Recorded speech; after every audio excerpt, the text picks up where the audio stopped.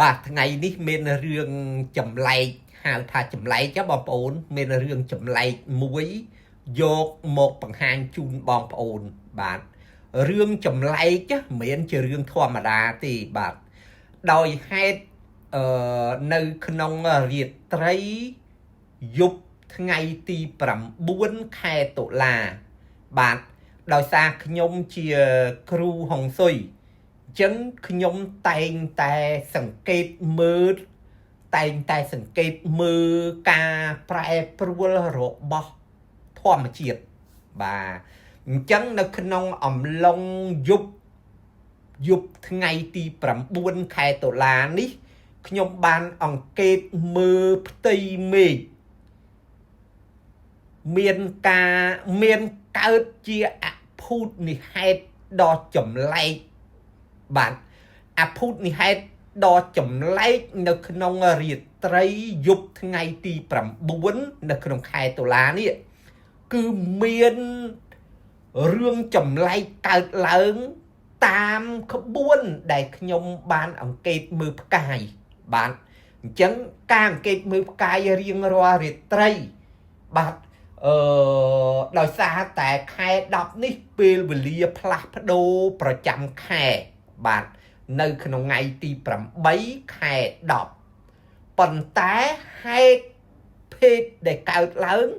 នៅក្នុងយប់ថ្ងៃទី9ខែ10បាទអញ្ចឹងហេតុភេទដែលកើតឡើងយ៉ាងចម្លែកនេះវានឹងនាំឲ្យកើតអភូតនិហេតុនាំឲ្យកើតស្ថានភាពផ្សេងនៅក្នុងប្រចាំខែនឹងដូចគ្នាបាទ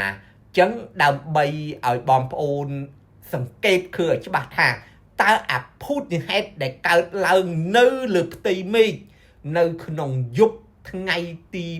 9ខែតុលាហ្នឹងវេលាប្រហែលជាម៉ោង11យប់ណាបងប្អូនវេលាម៉ោង11យប់អញ្ចឹងមានអភូតនិហេតុកើតឡើងយ៉ាងចម្លែក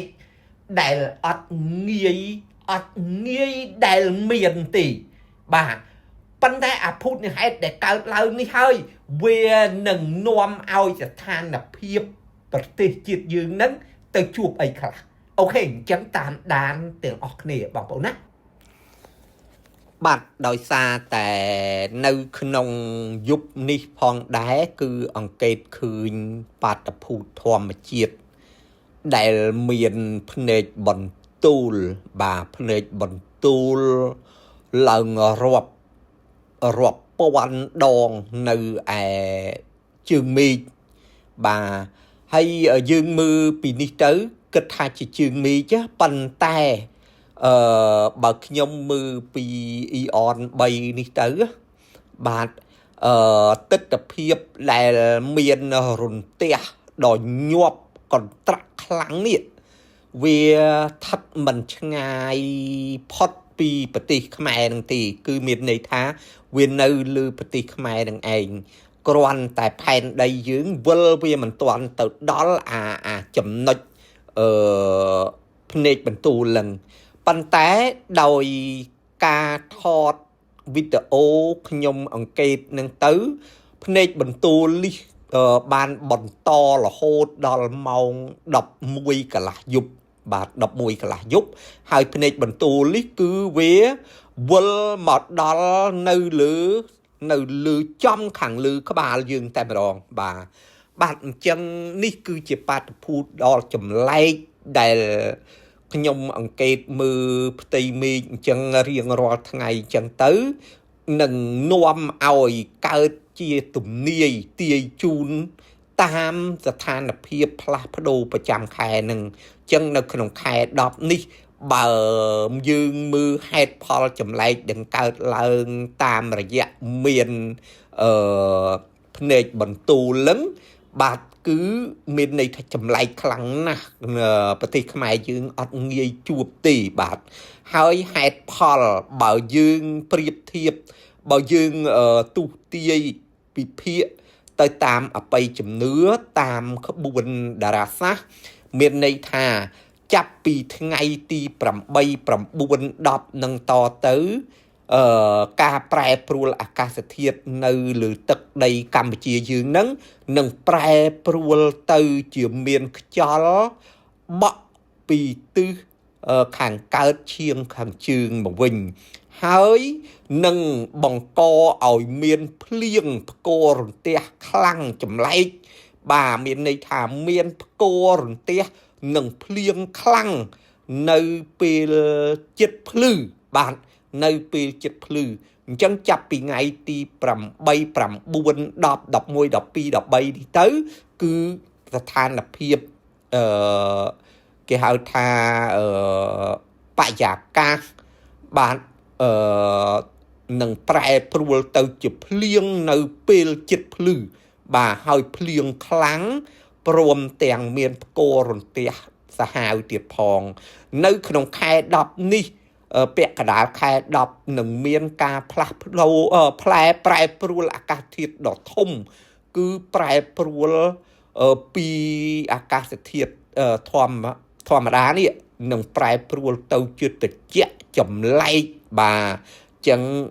នេះបើតាមការវិភាគពីខ្ញុំបាទដែលចែករំលែកជូនបងប្អូនអញ្ចឹងបើពិតជាការរំភាគនេះត្រូវអញ្ចឹងអាចឲ្យបងប្អូនប្រជាពលរដ្ឋខ្មែរយើងនេះអាចត្រៀមបាទយើងអាចត្រៀមជាខោអាវល្ងាបងប្អូនណាព្រោះនឹងប្រែប្រួលអាកាសធាតុត្រជាក់ខ្លាំងមែនទែនហើយខ្យល់ត្រជាក់នេះក៏ខ្យល់ខ្លាំងទៀតផងមិនត្រឹមតែប៉ុណ្ណោះដោយសារតែស្ថានភាពអាកាសធាតុប្រែប្រួលហើយមើលតាម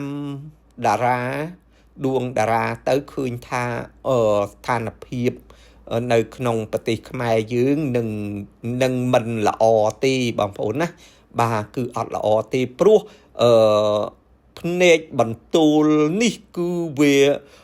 បើរាប់ទៅគឺរាប់ពាន់ដងបងប្អូនក្នុងមួយយប់នេះគឺភ្នែកបន្ទូលរាប់ពាន់ដងបើរាប់ហើយមានតូចមានធំរហូតដល់ចេញជាផ្កាភ្លើងសាហាវមែនទែនបាទអញ្ចឹងជាបថ្នូលមួយពាក់ព័ន្ធជាមួយនឹងប្រទេសជាតិយើងក៏មិនសូវល្អដែរបាទអញ្ចឹងនេះក៏ជាការផ្ដែផ្ដាំសូមឲ្យបងប្អូនប្រជាពលរដ្ឋយើងមានការយកចិត្តទុកដាក់ហើយការពារបាទខ្ញុំមិនហ៊ាននិយាយអីឲ្យជ្រៅខ្លាំងទេខ្លាចប៉ះពាល់ដល់សតិអារម្មណ៍វាអាចកែលថាការនិយាយរបស់ខ្ញុំនឹងទៅជារឿងធ្វើឲ្យបងប្អូនព្រួយបារម្ភភ័យខ្លាចអីអញ្ចឹងណាប៉ុន្តែនេះគឺជាបាតុភូតធម្មជាតិដែលយើងអង្កេតហើយយកមកធ្វើនិទុះបាទទុទាយពីអ្វីដែលត្រូវកើតឡើងនៅលើប្រទេសយើងបាទចឹងបងប្អូនទាំងអស់គ្នាបាទចាំមើលយើងផ្ទៀងមើលតើមានអីកើតឡើងដែរឬទេនៅក្នុងអំឡុងខែ10នេះខែ10ខែ11ខែ12ណាបងប្អូនណាគឺ3ខែក្នុងចុងឆ្នាំដាច់ឆ្នាំម្សាញ់ចូលឆ្នាំក្រោយគឺចូលឆ្នាំមីបាទអរគុណច្រើនបាទ